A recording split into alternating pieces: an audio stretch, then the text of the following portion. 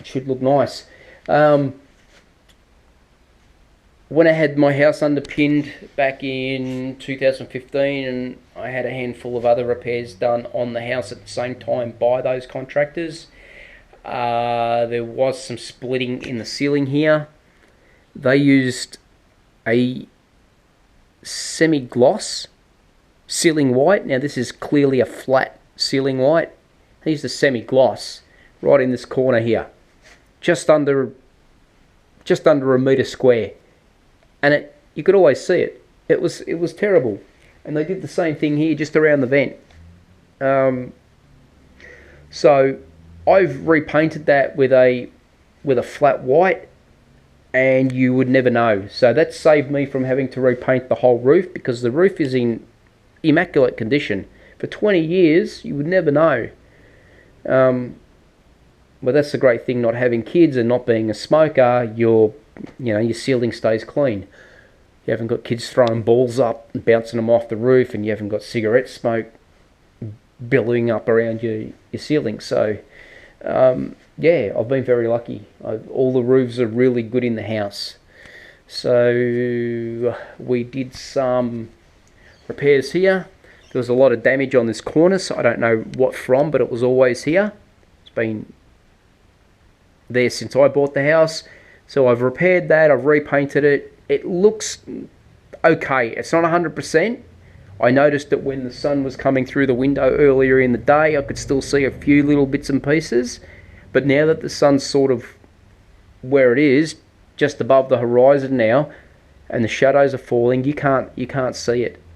But yeah, I've done a couple of other repairs here. We had a big crack right through here. That's been fixed. And we had a big crack above the window here. That's all been fixed, and a bit of cracking up around these vents. They're always a pain in the butt. That's why they don't put them in houses these days. But they're there, and it would be too much of an effort to cut those out and replaster, and you'd probably end up seeing the joins anyway. So it was just easier to repair them. So that's done. My old entertainment unit. 1990s entertainment unit with the big 65 centimetre TV. Hey, what can I say? I tend to hang on to things for a long time, but I don't watch TV. So yeah, that's why I never upgraded the TV in here. This cabinet has been replaced with a new modern cabinet. So all my stereo gear will go into this new cabinet. I'm going to buy a big flat screen TV, and that will go over there. This thing, I've got plans for it. What I'm going to do is this solid top section, this unscrews from the inside, so I'm going to take that all off as one piece. I'm going to come down here and I'm going to cut right through the cabinet. Right, there's actually a join here, so I can just remove it from the join, and then I'm going to drop the top down onto those bottom cupboards. So there's four doors there. I'm going to turn it into like a low,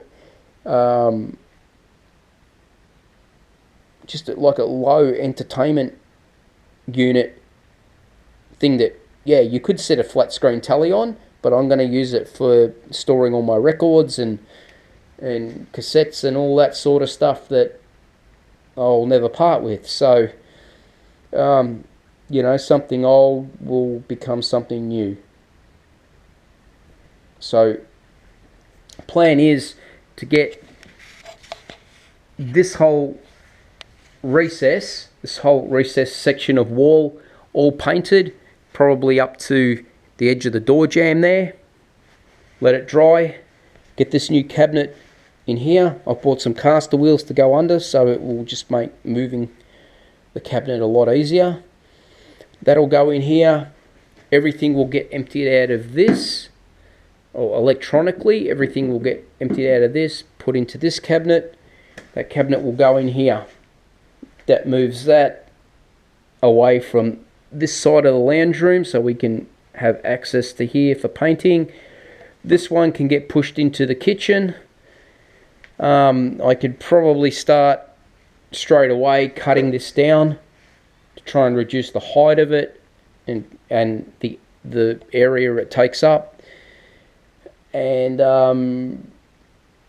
yeah, then it's just a matter of sliding the coffee table and the couch over here a bit to have access to that entire wall. I'll take my babies out of here and I'll put them in the kitchen for a couple of days until I've completed that wall. So I'll do it in sections. I'll bring it right round to the window, or maybe right across to this side of the window. And then once all that's dry, I'll bring them back in here. And yeah, I've got to do something with all this bird stuff. There's just too much bird stuff here at the moment. That cage I don't really need in here at the moment. I've just never moved it. And yeah, I think we can reduce the size of their playset area too. So, you know, it is a living room, a lounge room. It's not an aviary, so we will clean this up and make it more like a living room than an aviary. So yeah, that's where we're at the moment. So this is the first part of the living room that we'll be painting, and I'll start that tomorrow, and we'll get some paint on the walls. Let's go back into the kitchen. So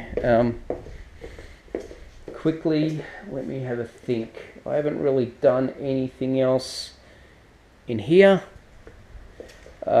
since the last main video. The theatre room was a storeroom for a short amount of time, couple of months. A lot of that stuff has been pulled back out. The theatre room now is probably 80% the way I want it. There's a couple of things that need to be stored, but I need to get rid of a few other things to store them. I've got to get rid of this couch, which I've been trying to get rid of for a year. Can't even give it away. $1,800 couch, and no one wants it for $40. So I don't know. What do you do with it? So I've got to get rid of that, and I've got to get rid of this cabinet too. So that's got to go. That's just for stationery and things like that. I'd love to keep it. It's a good solid cabinet.